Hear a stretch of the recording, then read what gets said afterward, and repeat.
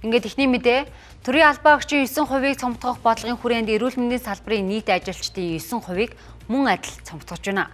За энэ оноос эхлэн эмч нарын цалин 30% нэмэгдүүлэх шаардлагатай төсвийг цомтголоос бий болгож байна гэж иргэд шүүмжилсэн.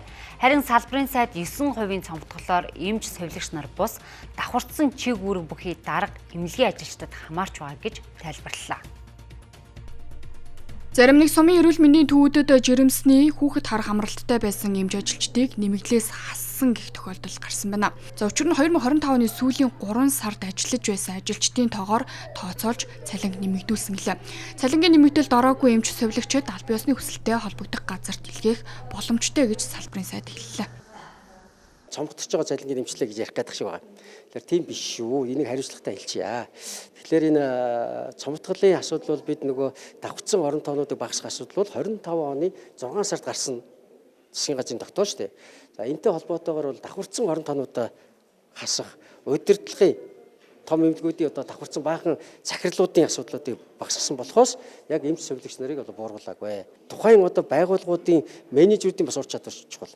Тухайн байгууллагад одоо давхарцсан орон тоо, сул орон тоонууд ингээд энэ баахан одоо хөдөлмөр хийж олсон, ажилласан хүмүүсийнхаа хөдөлмөрийг нэг хэсэг улсуудыг тэжээдэг юм байж болохгүй гэдэг бол одоо зөвлөмж өгч байгаа.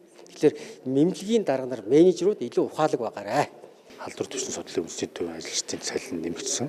За үндсэн цалин бол 30% нэмэгдэж бүгд гар дээр авсан байгаа. За бид бол энийг нөгөө шатлалынх нь болгоноор нь тооцоод нэмсэн. За яг бодит нэмэгдлэр бол 300-аас 500 мянган төгрөг одоо цалин дээр нэмэгдэж орсон байна.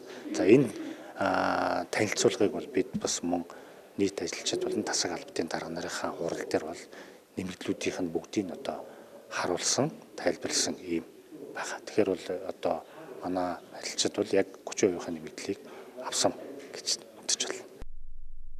Эрүүл мэндийн салбарын эмч ажилтнуудын үндсэн цалин 2026 онд багтаан 3 сая төгрөг түрэхээр зорж байгаа.